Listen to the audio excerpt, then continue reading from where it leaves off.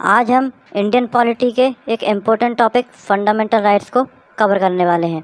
इसमें हम समझेंगे कि फंडामेंटल राइट्स हमारे लिए क्यों इम्पोर्टेंट हैं और हमारे फाउंडिंग फादर्स ने इसे कॉन्स्टिट्यूशन में क्यों इंक्लूड किया है। फंडामेंटल राइट्स ना सिर्फ एसएससी बल्कि यूपीएससी के लिए भी एक इम्पोर्टेंट टॉपिक है। तो अगर आप में से कोई भी यूपीएससी का प्रीलिम्स दे रहा है तो वो भी इस वीडियो को देख सकता है ताकि इस टॉपिक से रिलेटेड कोई भी क्वेश्चन गलत ना हो। हम फंडामेंटल राइट्स को बारी बारी से समझने से पहले एक बार इसकी डेफिनेशन को देख लेते हैं कि आखिर फंडामेंटल राइट्स क्या होते हैं। What are fundamental rights? तो fundamental rights basic human rights हैं, यानी ये वो राइट्स हैं जो किसी भी व्यक्ति के ओवरऑल डेवलपमेंट में जिम्मेदार होते हैं। अगर ये राइट्स किसी व्यक्ति को ना दिए जाएं तो वो अपने बेटर लाइवलीहुड को अचीव नहीं कर पाएगा। इसीलिए फंडामेंटल राइट्स को इम्पोर्टेंट माना जाता है और इसे हमारे कॉन्स्टिट्यूशन में हर सिटीजन को गारंटी किया गया है बिना किसी डिस्क्रिमिनेशन के। एक और इम्पोर्टेंट बात दोस्तों, फंडामेंटल राइट्स कोर्ट में एनफोर्सेबल होते हैं। इसका मतलब है कि अगर आपका कोई भी फंडामेंटल राइट वायलेट होता है तो आप डायरेक्टली कोर्ट को अप्रोच कर सकते हैं। अब हम कुछ ज़रूरी बातों को समझ लेते हैं कि हमने फंडामेंटल राइट्स को कहाँ से बोरो किया है। फंडामेंटल राइट्स को दोस्तों हमने यूएस से बोरो किया है। यूएस में फंडामेंटल राइट्स को बिल ऑफ राइट्स बोला जाता है, वहीं से हमने इस कॉन्सेप्ट को लिया है। करेंटली हमारे कॉन्स्टिट्यूशन में 6 फंडामेंटल राइट्स अवेलेबल हैं। इनिशियली ये 7 हुआ करते थे, पर एक फंडामेंटल राइट टू प्रॉपर्टी को हमने रिपील कर दिया है, जिसे हम आगे वीडियो में समझेंगे। फंडामेंटल राइट्स दोस्तों हमारे कॉन्स्टिट्यूशन के पार्ट 3 में आर्टिकल 12 से आर्टिकल 35 के बीच देखने को मिलते हैं। अब हम इन सभी फंडामेंटल राइट्स को एक बार देख लेते हैं। पहला फंडामेंटल राइट जो हमारे कॉन्स्टिट्यूशन में है दोस्तों वो है राइट टू इक्वलिटी। उसके बाद जो दूसरा फंडामेंटल राइट्स अवेलेबल है वो है राइट टू फ्रीडम। फिर जो तीसरा फंडामेंटल राइट अवेलेबल है वो है राइट अगेंस्ट एक्सप्लॉयटेशन। जो चौथा राइट हमें अवेलेबल है दोस्तों कॉन्स्टिट्यूशन में वो है right to freedom of religion. पांचवा फंडामेंटल राइट हमारे कॉन्स्टिट्यूशन में प्रोवाइड है वो है कल्चरल एंड एजुकेशनल राइट्स। और जो लास्ट और इम्पोर्टेंट फंडामेंटल राइट है वो है राइट टू कॉन्स्टिट्यूशनल रेमेडीज़। तो ये 6 फंडामेंटल राइट हमारे सिटीजन्स को अभी अवेलेबल हैं। इसमें से कुछ फंडामेंटल राइट्स फॉरेनर्स को भी अवेलेबल हैं, जो हम बाद में देखेंगे। अब हम बारी बारी से इन सभी फंडामेंटल राइट्स को एक बार पढ़ते हैं। तो जो पहला फंडामेंटल राइट है वो है right to equality. Right to equality article 14 से आर्टिकल 18 के बीच मेंशन है। हमने देखा था दोस्तों कि फंडामेंटल राइट आर्टिकल 12 से स्टार्ट होते हैं और 35 तक, पर राइट टू इक्वलिटी आर्टिकल 14 से है। इसका मतलब आर्टिकल 12 और आर्टिकल 13 में क्या मेंशन है हम एक बार वो समझ लेते हैं। आर्टिकल 12 में दोस्तों स्टेट की डेफिनेशन को मेंशन किया गया है, यानी आर्टिकल 12 में स्टेट को डिफाइन किया गया है। जब भी आप फंडामेंटल राइट्स को पढ़ते हैं इसमें जगह जगह पर एक टर्म मेंशन है दोस्तों, स्टेट। उसी चीज़ को आर्टिकल 12 में डिफाइन किया गया है। स्टेट यूनियन या एग्जीक्यूटिव बॉडी को बोला जाता है, जैसे कि यूनियन लेवल पर लेजिस्लेटिव और एग्जीक्यूटिव बॉडीज़, स्टेट लेवल पर लेजिस्लेटिव और एग्जीक्यूटिव बॉडीज़, या फिर विलेज लेवल पर म्यूनसिपैलिटीज़, डिस्ट्रिक्ट बोर्ड, या फिर कोई प्राइवेट ऑर्गेनाइजेशन जैसे कि पीएसयूज़ या फिर एलआईसी वगैरह, उनको भी स्टेट बोला जाता है। या फिर कोई भी प्राइवेट ऑर्गेनाइजेशन जिसमें गवर्नमेंट का कोई स्टेक है उसे स्टेट के तौर पे डिफाइन किया गया है। अब हम आर्टिकल 13 को देखते हैं कि आर्टिकल 13 में क्या कहा गया है। आर्टिकल 13 में यह बताया गया है कि अगर कोई भी लॉ या कोई भी नोटिफिकेशन या कुछ भी जो फंडामेंटल राइट्स को वायलेट करेगा उसे नल एंड वॉइड घोषित कर दिया जाएगा। तो ये दो इम्पोर्टेंट चीज़ आर्टिकल 12 और आर्टिकल 13 में मेंशन है। अब हम देखते हैं राइट टू इक्वलिटी को, जो आर्टिकल 14 से 18 तक मिलता है। तो आर्टिकल 14 में दोस्तों equality before law and equal protection of law को बताया गया है। इक्वलिटी बिफोर लॉ का मतलब है कि कानून के सामने या लॉ के सामने सब एक बराबर हैं, चाहे वो गरीब हो या अमीर हो, बड़ा हो या छोटा हो, कोई फ़र्क नहीं पड़ता, सब बराबर हैं। दूसरा जो टर्म है इक्वल प्रोटेक्शन ऑफ लॉ, इसका मतलब है कि सभी के लॉज को इक्वली प्रोटेक्ट किया जाएगा। मतलब कि अगर कोई व्यक्ति सोशली बैकवर्ड है तो उसे ज़्यादा बेटर फैसिलिटीज़ प्रोवाइड की जाएंगी लॉ के अकॉर्डिंग, यानी किसी के साथ कोई भेदभाव नहीं होगा। इसके बाद दूसरा जो आर्टिकल है वो है आर्टिकल 15। आर्टिकल 15 में prohibition of discrimination on grounds of religion, race, caste, sex और प्लेस ऑफ बर्थ को मेंशन किया गया है। यानी कि हमारे देश में कोई भी रिलीजन, रेस, कास्ट, सेक्स और प्लेस ऑफ बर्थ के बेसिस पर डिस्क्रिमिनेट नहीं कर सकता। इन सब के अलावा आप अगर कोई दूसरा फैक्टर है तो उसके बेसिस पर आप डिस्क्रिमिनेट कर सकते हैं, जो अलाउड है, लेकिन इन 5 टर्म्स के बेसिस पर आप किसी को भी डिस्क्रिमिनेट नहीं कर सकते। इसके बाद जो आर्टिकल 16 है दोस्तों, वो है equality of opportunity in matters of public employment, यानी कि पब्लिक एम्प्लॉयमेंट में या फिर गवर्नमेंट जॉब जिसे हम कहते हैं, या फिर कोई भी ऐसी कंपनी जहाँ पर गवर्नमेंट का स्टेक है, जो जिसे हम स्टेट कहते हैं, जो हमने देखा था आर्टिकल 12 में, वहाँ पर किसी को भी भेदभाव नहीं किया जाएगा अपॉर्चुनिटी के बेसिस पर, यानी कि सबको समान अधिकार होगा काम करने का, सबको समान अपॉर्चुनिटी मिलेगी।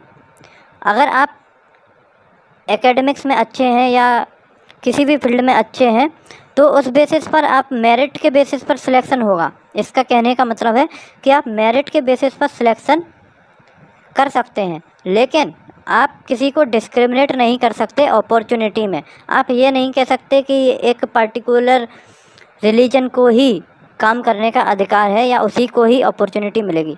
तो ये बहुत ही इम्पोर्टेंट आर्टिकल है। इसके बाद जो अगला आर्टिकल है आर्टिकल 17, ये abolition of untouchability and prohibition of its practice की बात करता है। हम जानते हैं कि हमारे देश में आज़ादी से पहले और आज़ादी के बाद भी अनटचेबिलिटी को प्रैक्टिस किया जाता है, जो कि बहुत ही गलत बात है। और इसी को अबॉलिश करने के लिए हमारे फाउंडिंग फादर्स ने इस आर्टिकल को फंडामेंटल राइट्स में इंक्लूड किया है। इसका मतलब है कि आप अनटचेबिलिटी को प्रैक्टिस नहीं कर सकते किसी भी फॉर्म में।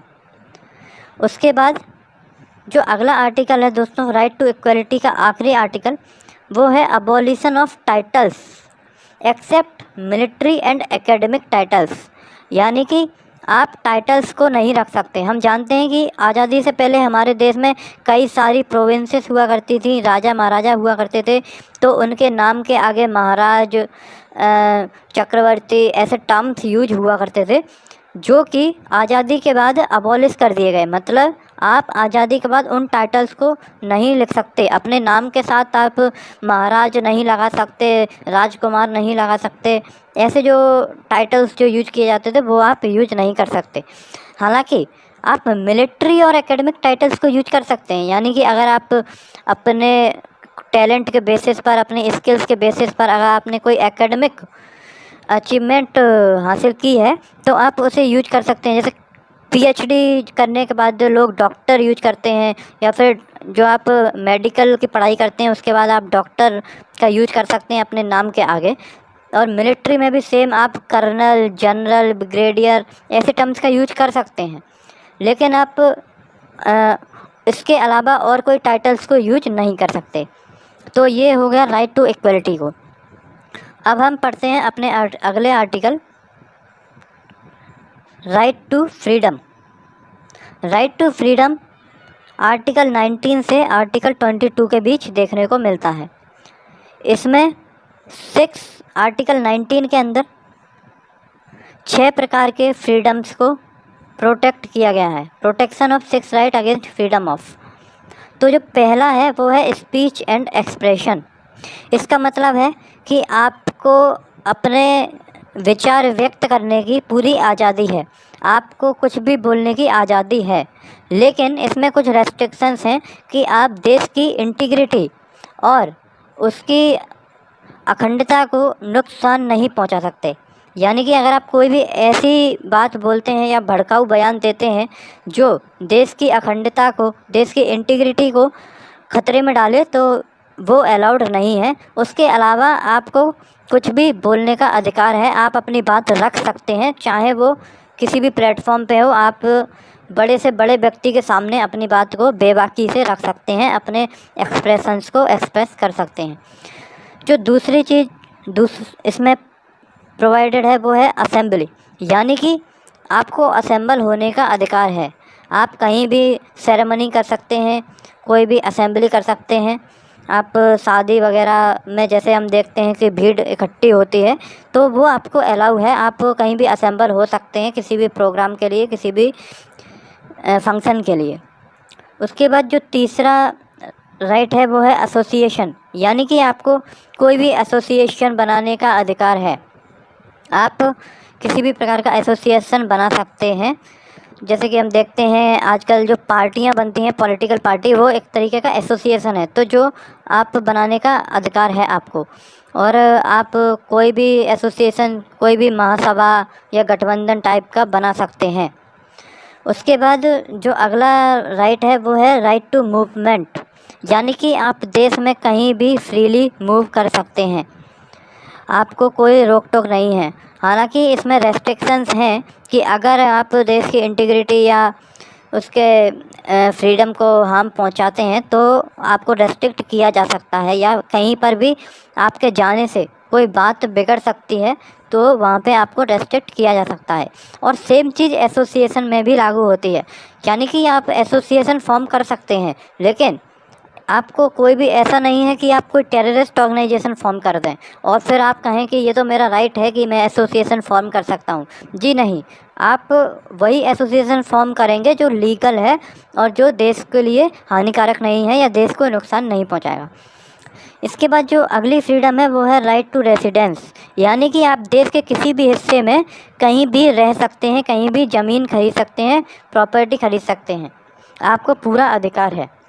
उसके बाद जो अगला राइट है वो है राइट टू प्रोफेशन, यानी आप अपनी मर्ज़ी से कोई भी प्रोफेशन को प्रैक्टिस कर सकते हैं। जो आपके पास स्किल्स हैं, जो आपके पास एबिलिटी है, उस एबिलिटी के अनुसार आप कोई भी प्रोफेशन को प्रैक्टिस कर सकते हैं और किसी भी प्रोफेशन को बदल भी सकते हैं, आपको इसका पूरा राइट है। इसके बाद अब हम चलते हैं अपने अगले आर्टिकल 20 की तरफ। आर्टिकल 20 में protection in respect of conviction for offence को डिफ़ाइन किया गया है, यानी कि आपको सिर्फ किसी ऑफेंस के लिए ही कन्विक्ट किया जा सकता है। आपको अगर आपने कोई ऑफेंस या फिर कोई क्राइम किया है तो ही आपको कन्विक्ट किया जा सकता है, उसके अलावा आपको किसी भी कंडीशन में कन्विक्ट नहीं किया जाएगा। और एक से ज़्यादा बार आपको सेम ऑफेंस के लिए कन्विक्ट नहीं किया जा सकता। इस चीज़ की बात आर्टिकल 20 में कही गई है। तो आर्टिकल 20 को अगर हम देखें तो एक और बार समझ लेते हैं कि आर्टिकल 20 में आप अगर कोई ऑफेंस करते हैं तभी आपको कन्विक्ट किया जाएगा, अगर आप कोई ऑफेंस नहीं करते तो आपको कन्विक्ट नहीं किया जा सकता, यानी कि पुलिस आपको ज़बरदस्ती कोई केस नहीं लगा सकती। उसके बाद हम आर्टिकल 21 को देखते हैं। आर्टिकल 21 में protection of life and personal liberty है, यानी कि आपकी लाइफ को प्रोटेक्ट करना एक राइट है और आपको पर्सनल लिबर्टी है, आपकी लिबर्टी को कोई छीन नहीं सकता। अनलेस आप कोई क्राइम करते हैं, आप लॉ के अगेंस्ट जाते हैं, तो आपकी लिबर्टी को हम कहते हैं कि आपकी लिबर्टी को छीना जा सकता है या आपकी लिबर्टी को रिस्ट्रिक्ट किया जा सकता है, यानी कि according to the procedure established by law. अगर आपने लॉ के ख़िलाफ़ कोई काम किया है तो आपकी लिबर्टी को रेस्ट्रिक्ट किया जाएगा, अन्यथा आप पूरी तरीके से फ्री हैं, आप कहीं भी मूव कर सकते हैं, आपकी पूरी चॉइस है। आपकी प्रोटेक्शन जो है, आपकी लाइफ को प्रोटेक्ट करना स्टेट की जिम्मेदारी है। इसके बाद हम आते हैं article 21A, right to elementary education. ये राइट बाद में कॉन्स्टिट्यूशन को अमेंड करके ऐड किया गया है। जैसे कि आप देख सकते हैं कि 86 कॉन्स्टिट्यूशनल अमेंडमेंट एक्ट जो कि 2002 में किया गया था, उसके तहत इस आर्टिकल को जोड़ा गया है। इसमें राइट टू एलिमेंट्री एजुकेशन की बात की गई है, यानी 6 साल से 14 साल के बच्चे को compulsory and free education provide करना स्टेट की जिम्मेदारी है। तो right to elementary education article 21A में अवेलेबल है। उसके बाद आर्टिकल 22 में दोस्तों protection against arrest and detention in certain cases के बारे में बात की गई है।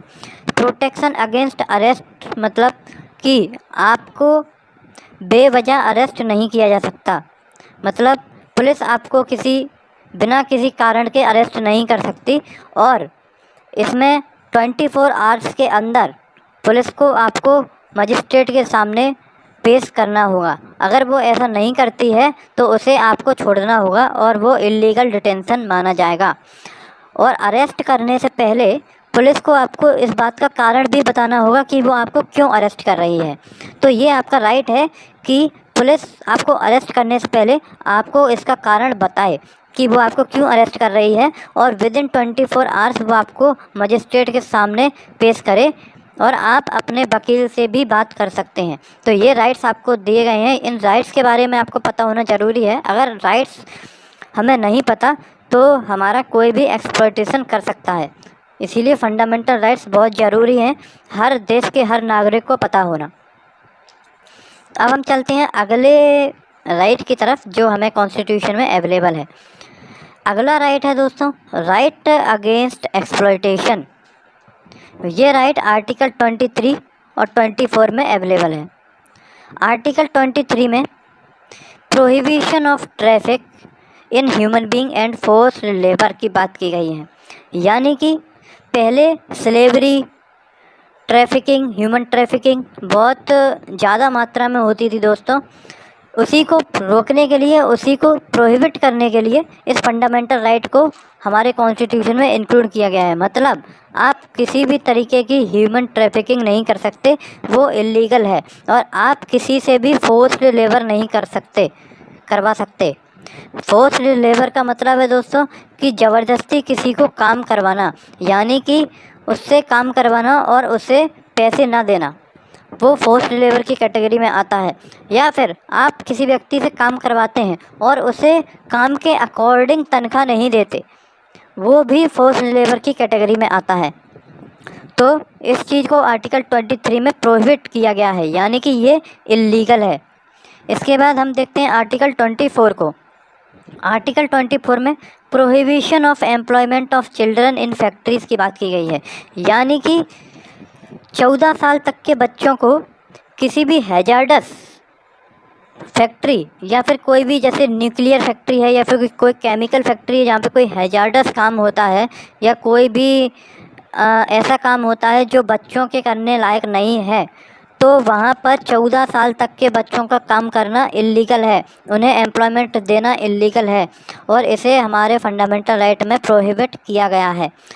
लेकिन अगर कोई काम ऐसा है जो हार्मफुल नहीं है, जैसे कि कोई बच्चा अपने पिताजी की दुकान पर बैठता है, उन्हें मदद करता है, तो वो बच्चा कर सकता है। लेकिन स्कूल के बाद के समय, यानी कि ड्यूरिंग स्कूल टाइम, ऐसा नहीं कर सकता। यानी कोई भी पेरेंट अपने बच्चे को ड्यूरिंग स्कूल टाइम काम नहीं करवा सकते, उन्हें अपने बच्चे को स्कूल भेजना है, क्योंकि हमने देखा था आर्टिकल 21A में एलिमेंट्री एजुकेशन इम्पोर्टेंट है। यानी कि आर्टिकल 21 में ये बताया गया है कि 14 साल तक के बच्चे स्कूल जाना कंपलसरी है, और यही बात आर्टिकल 24 में है कि 14 साल तक के बच्चों को आप एम्प्लॉयमेंट नहीं दे सकते किसी भी हैजार्डस फैक्ट्री में या किसी भी ऐसे काम में जहाँ पर बच्चों के करने लायक नहीं है। हाँ, लेकिन 14 साल से अगर ऊपर की एज का बच्चा है तो उसे वो काम कर सकता है, उसे अलाउ है कि वो काम कर सकता है। तो ये आर्टिकल 24 की बात हमने कर ली दोस्तों। उसके बाद अब हम चलते हैं अपने अगले right to freedom of religion. जब मैं पेन चेंज कर लेता हूँ एक बार।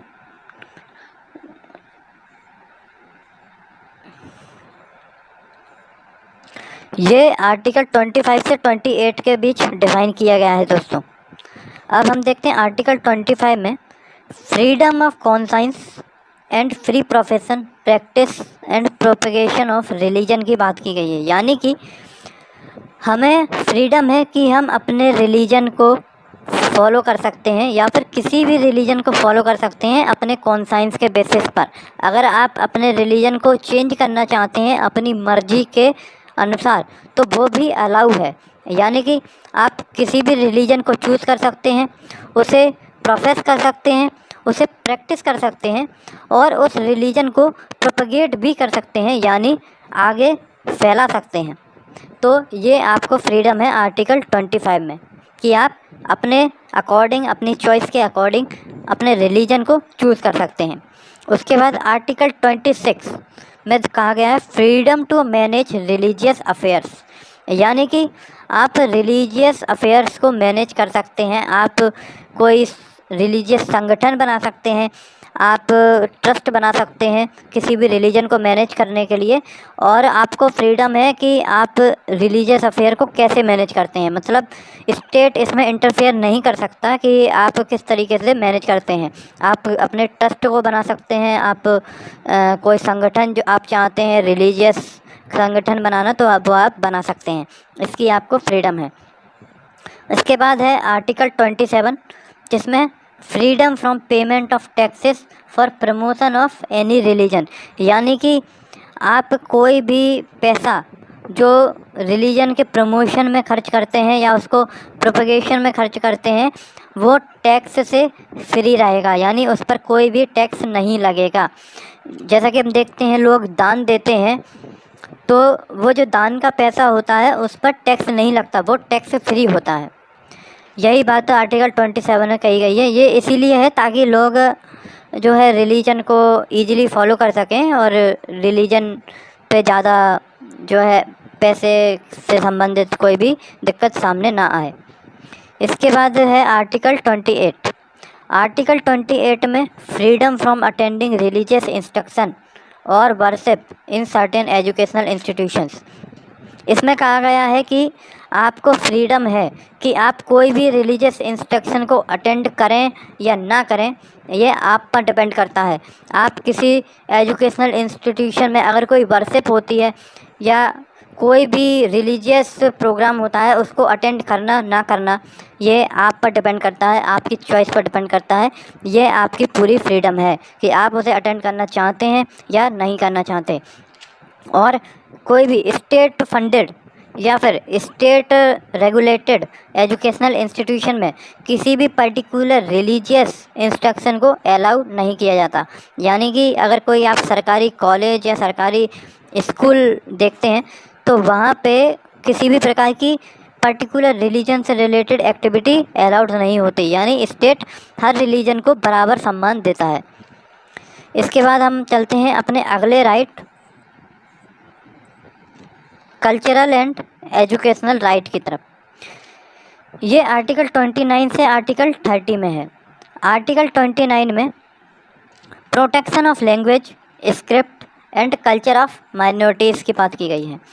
यानी कि हम जानते हैं कि हमारे देश में कई माइनॉरिटीज़ अवेलेबल हैं, तो उन माइनॉरिटीज़ की लैंग्वेज को प्रोटेक्ट करना, उनकी स्क्रिप्ट को प्रोटेक्ट करना, उनके कल्चर को प्रोटेक्ट करना, ये हमारे फंडामेंटल राइट्स में इंक्लूड किया गया है। यानी वो अपने लैंग्वेज को प्रोटेक्ट कर सकते हैं, अपने स्क्रिप्ट को, अपने कल्चर को प्रोटेक्ट कर सकते हैं। इसके बाद हम देखते हैं article 30, right of minorities to establish and administer educational institutions. यानी कि माइनॉरिटीज़ जो होती हैं वो अपने इंस्टीट्यूशंस इस्टेब्लिश कर सकती हैं और उन्हें एडमिनिस्टर कर सकती हैं, एजुकेशनल इंस्टीट्यूशन। जैसे कि हम देखते हैं कि कई रिलीजियस स्कूल्स चलते हैं, जैसे कि हर धर्म में, जैसे जैन धर्म में जैन स्कूल चलते हैं जो सिर्फ जैनों को पढ़ाते हैं, और कई सिख धर्म में भी कई स्कूल चलते हैं, मुस्लिम में भी मदरसे वगैरह चलते हैं।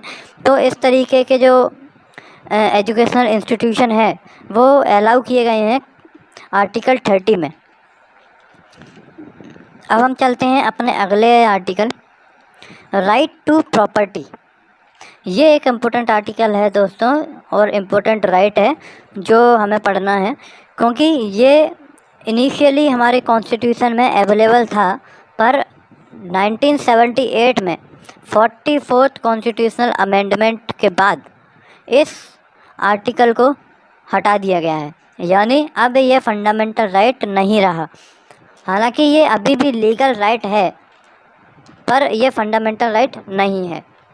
तो पहले क्या था कि हर व्यक्ति को अपनी प्रॉपर्टी होल्ड करने की, उसको एक्वायर करने की और इसे डिस्पोज करने की परमिशन थी, पर राइट टू प्रॉपर्टी को अब हटा दिया गया है। यानी कि अगर गवर्नमेंट या स्टेट देश की भलाई के लिए या फिर पब्लिक इंटरेस्ट के लिए आपकी ज़मीन को ख़रीदती है या आपकी ज़मीन को एक्वायर करती है तो वो ऐसा कर सकती है, लेकिन उसके लिए कंपनसेशन गवर्नमेंट पे करती है, जो कि अवेलेबल है। यानी कि सुप्रीम कोर्ट ने कहा है कि आपको कंपनसेशन देना ज़रूरी है। तो राइट टू प्रॉपर्टी को रिपील कर दिया गया है 44th अमेंडमेंट 1978 के तहत। और जैसा कि इसमें कहा गया है, it guarantee every person against deprivation of his property. तो इसी को हटा दिया गया है कि अब स्टेट आपकी प्रॉपर्टी को एक्वायर कर सकती है पब्लिक इंटरेस्ट में, आप उसे रोक नहीं सकते, आप कोर्ट में नहीं जा सकते कि देखिए मेरी प्रॉपर्टी को एक्वायर किया जा रहा है और आप मेरा फंडामेंटल राइट जो है वायलेट हो रहा है। तो अब आप ऐसा नहीं कर सकते, हालांकि ये लीगल राइट अभी भी है। इसके बाद हम देखते हैं अगले राइट जो कि बहुत ही इम्पोर्टेंट है, राइट टू कॉन्स्टिट्यूशनल रेमेडीज़। ये आर्टिकल 32 में अवेलेबल है। ये आर्टिकल रेमेडीज़ प्रोवाइड करता है फंडामेंटल राइट्स के एनफोर्समेंट के लिए। यानी कि अगर आपका कोई भी राइट वायलेट होता है तो आप डायरेक्टली कोर्ट को अप्रोच कर सकते हैं, और सुप्रीम कोर्ट अंडर आर्टिकल 32 और हाई कोर्ट अंडर आर्टिकल 226 कुछ रिट्स जारी करते हैं या इशू करते हैं आपके फंडामेंटल राइट को प्रोटेक्ट करने के लिए, उन्हें रिस्टोर करने के लिए। अब हम देखते हैं ये क्या रिट्स हैं जो सुप्रीम कोर्ट और हाई कोर्ट इशू करते हैं। तो पहली जो रिट है वो है हैबियस कॉर्पस। हैबियस कॉर्पस का मतलब होता है टू हैव बॉडी ऑफ, यानी कि अगर कोई आपको डिटेन कर लेता है और 24 घंटे तक मजिस्ट्रेट के सामने पेश नहीं करता है तो आप हैबियस कॉर्पस को अप्लाई या फिर सुप्रीम कोर्ट में हैबियस कॉर्पस के तहत एक याचिका दायर कर सकते हैं कि जिसमें सुप्रीम कोर्ट फिर स्टेट से कहेगा कि वो आपको पेश करे। तो हैबियस कॉर्पस का मतलब होता है टू हैव बॉडी ऑफ, और ये रिट किसी भी प्राइवेट और पब्लिक दोनों के खिलाफ जारी की जा सकती है। इसके बाद जो दूसरी रिट है वो है मैंडेमस। मैंडेमस का मतलब होता है वी कमांड, यानी ये रिट किसी भी ऑफिसर जब वो काम नहीं करता है या प्रॉपर काम नहीं करता है या अपनी ड्यूटी को प्रॉपरली परफॉर्म नहीं करता है तो उसके अगेंस्ट जारी की जाती है, और सुप्रीम कोर्ट उस व्यक्ति को डायरेक्ट करता है कि वो अपनी ड्यूटी को परफॉर्म करे और जो काम उसे करना चाहिए वो उस काम को करे। इसके बाद और ये जो रिट है मैंडेमस जो रिट है ये सिर्फ पब्लिक ऑफिशियल के ही खिलाफ जारी की जा सकती है, यानी आप किसी प्राइवेट ऑर्गेनाइजेशन के अगेंस्ट या प्राइवेट ऑफिशियल के अगेंस्ट ये रिट जारी नहीं कर सकते। इसके बाद जो तीसरी रिट है वो है प्रोहिबिशन। प्रोहिबिशन का मतलब होता है स्टॉप या टू फॉरबिड। ये हायर कोर्ट लोअर कोर्ट को इशू करता है उसे किसी भी फैसले को देने से रोकने के लिए, और ये सिर्फ जुडिशियल और क्वासी जुडिशियल बॉडी पर ही अवेलेबल है। यानी कि आप सिर्फ जुडिशियल और क्वासी जुडिशियल बॉडीज़ के अगेंस्ट ही ये रिट जारी कर सकते हैं। इसमें जो है हायर कोर्ट लोअर कोर्ट को कोई भी फैसला देने से रोकता है। जो उसके जुरिस्डिक्शन से बाहर है। सर्ट्यूररी, इसके बाद जो अगली रिट है वो है सर्ट्यूररी। सर्ट्यूररी का मतलब होता है टू बी सर्टिफाइड, यानी कि जब कोई हायर कोर्ट लोअर कोर्ट में देखता है कि वो अपने जुरिस्डिक्शन से बाहर जा रहा है, तो वो उस केस को अपने अंदर ट्रांसफ़र कर सकता है और लोअर कोर्ट के फैसले को क्वेश कर सकता है या उसे नलीफाइड कर सकता है। तो सर्ट्यूररी में ये अवेलेबल है कि वो किसी भी केस को लोअर कोर्ट से हायर कोर्ट में ट्रांसफ़र कर सकता है, यानी कि सुप्रीम कोर्ट ये रिट हाई कोर्ट के अगेंस्ट या लोअर कोर्ट के अगेंस्ट जारी कर सकता है और हाई कोर्ट इस रिट को लोअर कोर्ट के अगेंस्ट जारी कर सकता है और उनके द्वारा किसी भी केस को अपने अंडर ट्रांसफ़र करवा सकता है या फिर उनके द्वारा दिए गए किसी भी फैसले को नलीफाई और वॉइड घोषित कर सकता है। इसके बाद जो आखिरी रिट है वो है को वारंटो। को वारंटो का मतलब होता है बाय व्हाट अथॉरिटी, यानी कि इसमें वो लीगलिटी को चेक करता है, लीगलिटी को इंक्वायर करता है कि आप किस बेसिस पर इस डिसीजन को दे रहे हैं। यानी अगर कोई बॉडी किसी डिसीजन को देने के लिए, किसी फैसले को सुनाने के लिए ऑथोराइज्ड नहीं है और वो फिर भी उस फैसले को सुनाती है, तो उसके खिलाफ को वारंटो जारी किया जा सकता है। और इस कॉन्स्टिट्यूशन फंडामेंटल राइट को इम्पोर्टेंट इसीलिए कहा गया क्योंकि इसे heart and soul of Indian constitution भी कहते हैं। ये इतना इम्पोर्टेंट है कि इसे heart and soul of Indian constitution भी कहते हैं और बी आर अम्बेडकर साहब ने इस टर्म को दिया था इस फंडामेंटल राइट्स के बेसिस में।